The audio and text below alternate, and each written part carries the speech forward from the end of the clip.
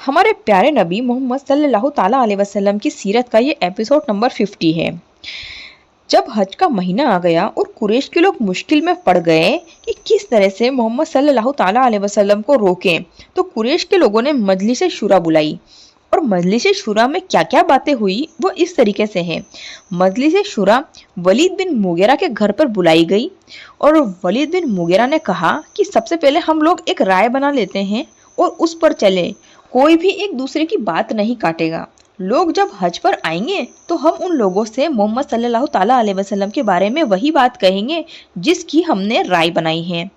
हम शायद उनसे कहें कि वो काहन हैं, कि वो भविष्य बताने वाले हैं, तुकबंदी करते हैं, फालगिरी करते हैं, तो इस पर बात नहीं बनी। और फिर वलीद ने कहा कि बाखुदा वो ना काहन है, इस शख्स के अंदर कानों जैसी कोई बात नहीं, कोई घनघनाट नहीं, और ना उनके अंदर तुकबंदी है। फिर कुछ लोगों ने कहा कि तब हम कहेंगे कि वो शायर हैं। फिर लोगों ने कहा कि शायर नहीं, वो शायरी नहीं करते। उस वक्त कुछ लोग शायर को पसंद भी करते थे और कुछ बुरा भी समझते थे, क्योंकि वो शायरी में कुछ गलत हरकतें वाली बातें किया करते थे। खैर, फिर फैसला हुआ कि वो ना काहन है ना शायर है, तो हम क्या कहेंगे। तो फिर कुछ ने कहा कि हम जादूगर कहेंगे। फिर इस पर भी बात नहीं बनी।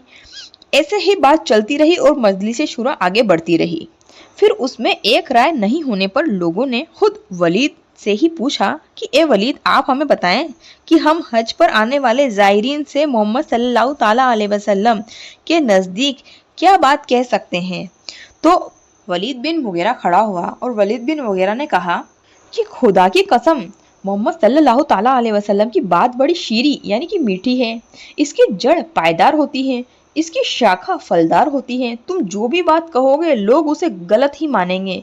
हाँ, इनके बारे में सबसे मुनासिब बात ये कह सकते हैं कि ये जादूगर है, और आगे ये कह सकते हैं कि इसने ऐसा कलाम पेश किया है जो जादू है।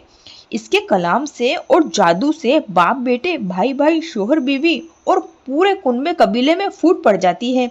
इसने ऐसा निराला जादू पेश किया है जो हमारे दीन के खिलाफ है। इसका जो जादू का दीन है वो पहले से नकल होता आ रहा है। इसका दीन महज इंसान का कलाम है। आखिरकार हम सब इस पर मान गए, यानी कि कुरैश के सभी लोग इस बात पर मान गए कि जादूगर कहेंगे और सभी लोगों से जादूगर कहेंगे तो सब लोग ये बात मान जाएंगे। फिर हज का महीना आ गया और अपनी पहले से सोची समझी स्कीम के तहत कुरैश ने कार्रवाई शुरू कर दी। कुछ कुरैश के कुफार मक्का की गलियों में बिखर गए, कुछ कुफार हज के मुख्तलिफ रास्तों पर बैठ गए। हर गुजरने वालों से, हर हज पर आने वालों से आप सल्लल्लाहु ताला अलैहि वसल्लम के खिलाफ बातें कर रहे थे। इस दौड़ धूप का नतीजा ये हुआ कि जब लोग हज से अपने घर वापस हुए तो इनके दिमाग में ये बात आ चुकी थी कि हर गली मोहल्ले में हमें मोहम्मद सल्लल्लाहु ताला अलैहि वसल्लम के खिलाफ ऐसा क्यों बताया जा रहा है, आखिर ऐसा क्या हुआ है। तो जब लोगों ने पूछताछ की तो मालूम हुआ कि नबी सल्लल्लाहु ताला अलैहि वसल्लम ने नबूवत का दावा पेश किया है और इसके जरिए से पूरे अरब में आपका चर्चा बहुत ज्यादा फैल गया। नबी सल्लल्लाहु ताला अलैहि वसल्लम का चर्चा पूरे अरब में कुरैश के लोगों की वजह से फैल गया। आज का एपिसोड यहीं पर ही खत्म होता है। अब बात करते हैं हम पिछले एपिसोड में जो हमने सवाल पूछा था उसके जवाब के बारे में। तो पिछले एपिसोड में हमने सवाल पूछा था कि नबी सल्लल्लाहु ताला अलैहि वसल्लम के वालिद साहब की कब्र अब्दुल्ला की कब्र कहाँ पर है। तो मक्का से 500 किलोमीटर दूर यशरब कस्बे में, जो कि आज का मदीना है, वहाँ पर है। तो अब हम बात करते हैं आज के एपिसोड के सवाल के बारे में। तो आज का सवाल इस तरीके से है कि कुरैश के लोगों की इस गलत बयानी में सबसे ज्यादा किसने पेश की।